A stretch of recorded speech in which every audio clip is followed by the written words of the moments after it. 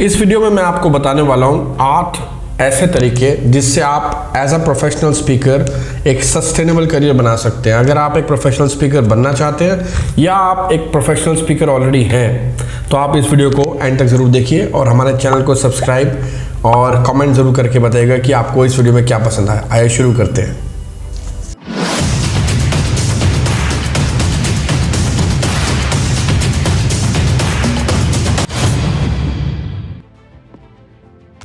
आज professional speaking करते हुए मुझे 15 साल हो गए हैं और 15 साल में मैंने एक चीज़ समझी है कि एक सेंस ऑफ ग्रैटिट्यूड जो है वो मेरे अंदर आ गया है, क्योंकि बहुत उतार चढ़ाव देखे मैंने स्पीकिंग बिजनेस में और स्पीकिंग बिजनेस को खड़ा किया मैंने। आज मैं एक फुल टाइम स्पीकिंग बिजनेस में हूँ। इस बिज़नेस में बहुत सारी चीज़ें मैं कर रहा हूँ, बहुत सारी चीज़ें टेस्ट भी करता हूँ, लेकिन बहुत सारी चीज़ें वैसी करता हूँ जो एक सिस्टमैटिक अप्रोच के साथ, मार्केट ड्रिवन स्ट्रैटेजी के साथ मैच करती है। तो मैं इसीलिए आज आपके साथ ये सारी स्ट्रैटेजीज धीरे धीरे करके शेयर करने वाला हूँ।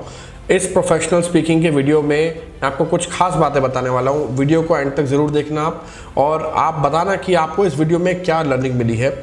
सबसे पहले मैं आपको ये बताना चाहता हूँ कि प्रोफेशनल स्पीकिंग एक आर्ट है और इस आर्ट को कोई भी सीख सकता है। अगर आप एक प्रोफेशनल स्पीकर बनना चाहते हैं, आप हमारे पब्लिक स्पीकिंग कोर्स को भी एनरोल कर सकते हैं। प्रोफेशनल स्पीकिंग में ये जानना बहुत ज़रूरी है कि आप किस ब्लेंड ऑफ टॉक में या किस निश की तरफ जा रहे हैं और उस निश के ऊपर आपने अपना करियर डेवलप करना है। पहला स्टेप है before you speak right a book.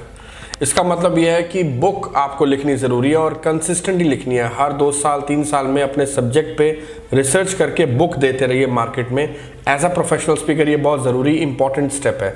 मैं पिछले कई सालों से ऐसा कर रहा हूँ। एक चीज़ मैं आपको बता देता हूँ कि पब्लिक स्पीकिंग के ऊपर जो मैं किताबें लिखता हूँ वो बहुत वेल रिसर्च्ड और बहुत बहुत प्रिपेयर करके कॉन्टेंट को मैं प्रस्तुत करने की कोशिश करता हूँ। अभी भी एक किताब के ऊपर काम कर रहा हूँ हिंदुस्तान के बहुत बड़े टॉप पब्लिशर के साथ। लेकिन मैं आपको ये चीज़ इसलिए बता रहा हूँ क्योंकि the book will give you the license to speak in industry. Book आपको लाइसेंस की तरह काम करेगी और बुक एक ऐसा टूल बनेगी जिससे लोग आपको एज अ अथॉरिटी एक्सेप्ट करेंगे। तो बुक को, एक बुक को लिखने के बाद आपने छोड़ नहीं देना, आपने लगातार बुक्स लिखनी है और अपने सब्जेक्ट के ऊपर रिसर्च करते रहना है। सेकेंड स्टेप है start creating video reels. Your video reels is your calling card. आपकी जितनी भी स्पीचेस आप करते हैं, कोशिश कीजिए आपकी वीडियोस शूट हों, और मैं ये नहीं कहूँगा आप ओवर प्रोड्यूस कीजिए, लेकिन आपकी वीडियोस यूट्यूब पे दिखनी चाहिए जो आप लाइव सेशन ले रहे हैं। जितना ज़्यादा वीडियो रॉ ऑथेंटिक होगी उतना ही ज़्यादा ऑर्गेनाइज़र को आपको हायर करने में ईजीनेस होगी।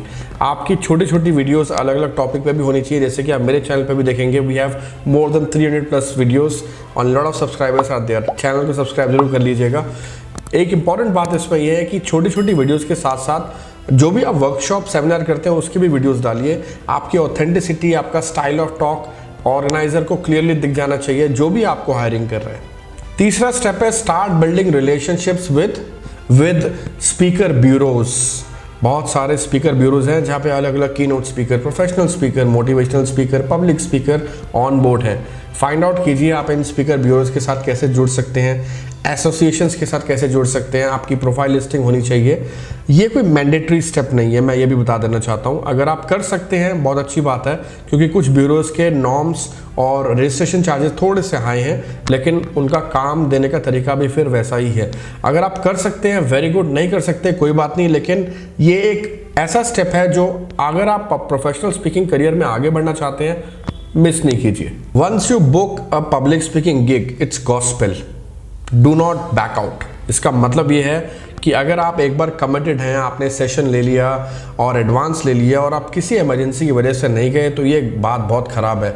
मुझे याद है लास्ट ईयर मेरे पिताजी का देहांत हुआ था, उसके 2 दिन बाद मेरा एक प्रोफेशनल सेशन था। क्या मैं उस सेशन पे गया था? जी हाँ, बिल्कुल गया था, क्योंकि मैंने वहाँ कमिटमेंट कर रखा था।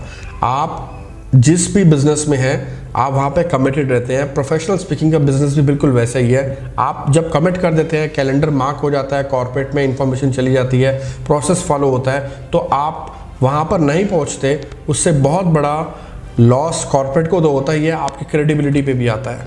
तो do not miss out reaching on time, blocking your calendar and making sure whatever emergency is there you can cope with it and deliver your project on time.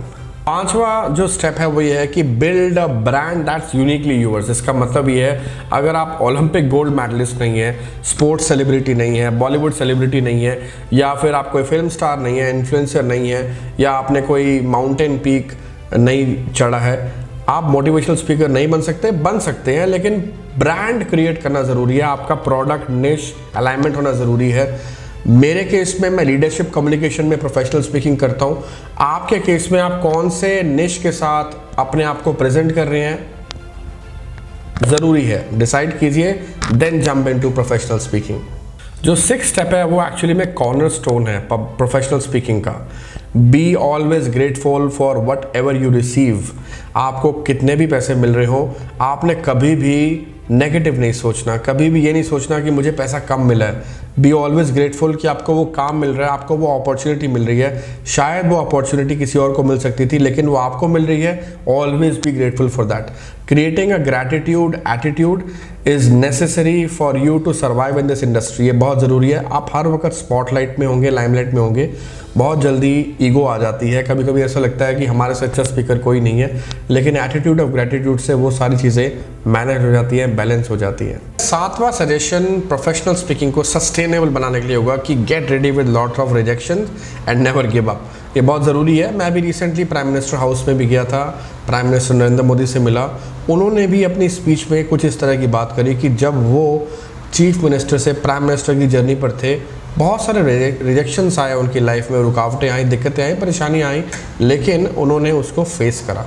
तो प्रोफेशनल स्पीकिंग भी कोई ऐसा नहीं है कि आप राह बहुत सीधा है और आप चलते जाएंगे, काम मिलता जाएगा, ऐसा बिल्कुल भी नहीं है। आपको रिजेक्शंस मिलेंगे, बट आपको स्ट्रांग रहना है, करेजियस रहना है और हर चीज़ को फेस करना है। सक्सेस गारंटीड है। 8वां और आखिरी स्टेप है नेवर एवर स्टॉप लर्निंग। आपकी रिसर्च, इनोवेशन, आपकी स्टडी, आपकी राइटिंग, आपकी रीडिंग, आपकी ऑब्जर्वेशन, कंटेंट कंजम्पशन, हर चीज़ बहुत इंपॉर्टेंट है। ये कोई गाना नहीं है कि आपने जाके खड़ा होना है, लिरिक्स पढ़नी है, गाना गाना है और वापस आ जाना है। ये आर्ट है। तो आपकी लर्निंग जहाँ ख़त्म हुई, वहाँ पे एज अ प्रोफेशनल स्पीकर आप ख़त्म हो जाएंगे। Keep on learning, constant learning is very important. Follow the kaizen process which always says constant learning. दोस्तों, इस वीडियो में मैंने आपको प्रोफेशनल स्पीकिंग के 8 ऐसे सस्टेनेबल वेज बताए हैं जिससे आप प्रोफेशनल स्पीकिंग बिजनेस में कदम रख करके शाइन कर सकते हैं। मैं आगे भी प्रोफेशनल स्पीकिंग के ऊपर बहुत सारे वीडियोस आपको देने वाला हूं। इस चैनल को जल्दी से सब्सक्राइब कर लीजिए अगर आपने अभी तक सब्सक्राइब नहीं किया है, और मेरे इस वीडियो को लाइक कीजिए। कमेंट बॉक्स में लिख के बताइए कि आपको कौन सा ऐसा स्टेप है जो पसंद आया, या और कोई ऐसा स्टेप जो आप एज अ प्रोफेशनल स्पीकर या पब्लिक स्पीकर फॉलो कर रहे हैं, उसके बारे में बताइए। इस वीडियो को देखने के लिए, हमारे चैनल पर आने के लिए, सब्सक्राइब करने के लिए आपका बहुत बहुत शुक्रिया।